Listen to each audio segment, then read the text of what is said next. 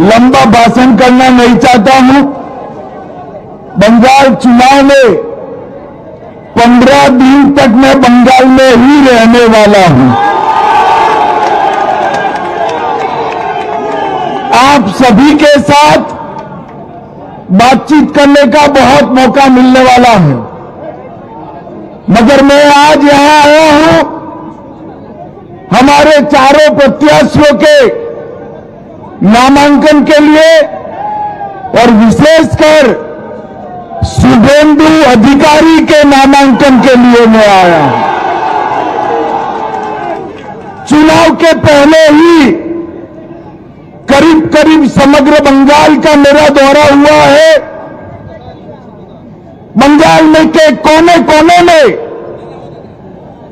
कलकत्ता जाइए, दुर्गापुर जाइए, उत्तर बंगाल जाइए, हर जगह पे एक ही आवाज है, इस सरकार को बदल दो, ममता बनर्जी को बाय बाय टाटा कर दो। मैं आज बंगाल की पूरी जनता जो टोलबाजी से त्रस्त है, तृणमूल कांग्रेस की कार्यकर्ताओं की गुंडाई से त्रस्त है, महिलाओं की असुरक्षा से त्रस्त है, बेरोक टोक घुसपैठ होकर बंगाल की डेमोग्राफिक चेंज हो रही है, इससे त्रस्त है। आए दिन बम धमाके, गोलीबारी से त्रस्त है, युवा बेरोजगारी से त्रस्त है और करप्शन का इतना रिकॉर्ड जो ममता जी ने बनाया है, इससे भी त्रस्त है। पूरे बंगाल की जनता मांग कर रही है कि महान पश्चिम बंगाल के अंदर अब परिवर्तन होना चाहिए। मोदी जी के नेतृत्व में यहां भारतीय जनता पार्टी की सरकार बननी चाहिए। पश्चिम बंगाल की बॉर्डर को सील कर पश्चिम बंगाल और देश भर से घुसपैठियों को चुन चुन कर देश के बाहर निकालना चाहिए और कवि गुरु की कल्पना का सोनार बांग्ला बनाना चाहिए। इसलिए पूरे बंगाल की जनता परिवर्तन के लिए तत्पर बैठी है, तैयार बैठी। जहां जाते वहां कहते हैं 5 मई को भाजपा सरकार आने वाली है, मगर मैं आज भवानीपुर के मतदाता भाइयों बहनों को विनती करने आया हूं। पूरा बंगाल ममता बनर्जी को विदाई करने के लिए तैयार है, मगर भवानीपुर वालों, पूरे बंगाल में परिवर्तन करने आपके हाथ में है। ऐसा है, एक एक सीट कर जीतेंगे, 170 सीट तक जाएंगे, तब परिवर्तन होगा, ठीक है ना? मगर मेरे पास एक शॉर्टकट है। अगर भवानीपुर वाले एक ही सीट जिता दे तो परिवर्तन अपने आप हो जाएगा। अरे शुभेंदु दा हमारे नंदीग्राम से लड़ना चाहते थे। मैंने शुभेंदु दा को कहा था कि सिर्फ नंदीग्राम नहीं, ममता के घर में जाकर उसको हराना है। और इनका रिकॉर्ड है, गत चुनाव में ममता बंगाल में सरकार तो बना पाई थी, मगर ममता दीदी नंदीग्राम में शुभेंदुदा के सामने चुनाव हार गई थी। इस बार ममता जी पूरे बंगाल में भी हारेगी और भवानीपुर में भी हारेगी।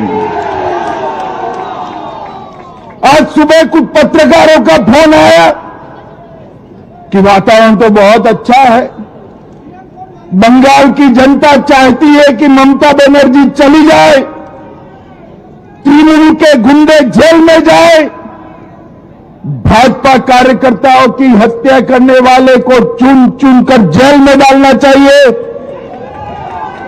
तो मैंने बोला भाई तकलीफ क्या है?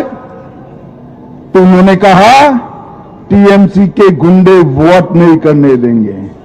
मैंने कहा है इस बार कोई डरना मत, कोई गुंडे की औकात नहीं है जो बंगाल के वोटर्स को रोक पाए।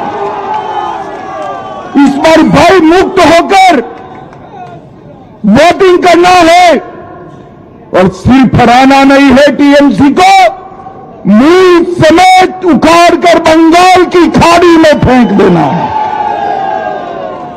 भाइयों बहनों, जिस प्रकार से बंगाल में भ्रष्टाचार का शासन हो गया, टोलबाजी फैल गई, सिंडिकेट ने बंगाल की जनता का जीना हराम कर दिया है और घुसपैठ इतनी बढ़ा दी कि पश्चिम बंगाल का अस्तित्व ही खतरे में आ गया है। ये सारी चीजों का एक ही रास्ता है, नरेंद्र मोदी के नेतृत्व में बंगाल में भारतीय जनता पार्टी की सरकार बनानी।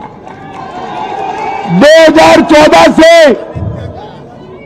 जिस राज्य ने मोदी जी पर भरोसा रखकर सरकारें बनाई, वो सभी राज्य विकास के रास्ते पर आगे चल गए हैं। अब बारी हमारे बंगाल की है। मुझे बताओ भवानीपुर वालों, बंगाल में परिवर्तन करना है या नहीं करना है? बंगाल में तो परिवर्तन होगा ही, भवानीपुर में परिवर्तन करना है या नहीं करना है?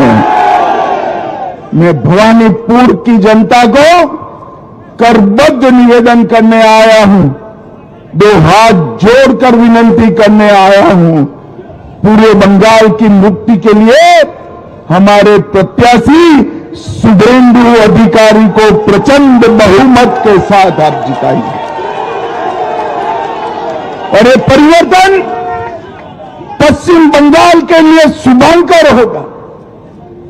विवेकानंद जी, कवि गुरु टैगोर, बंकिम चट्टोपाध्याय और श्यामा प्रसाद मुखर्जी का कल्पना का सोनार बांग्ला हमें बनाना है, इसलिए परिवर्तन करना है। तो फिर से एक बार शुभेंदुदा, हमारे डॉक्टर स्वपन दास गुप्ता, बहन शत्रुता घोष, संतोष पाठक, हमारे चारों प्रत्याशियों को चुनाव जीतने की बहुत बहुत शुभकामना कर भवानीपुर वालों को पूरे बंगाल के परिवर्तन की जिम्मेदारी आपकी है, इसका एहसास कराकर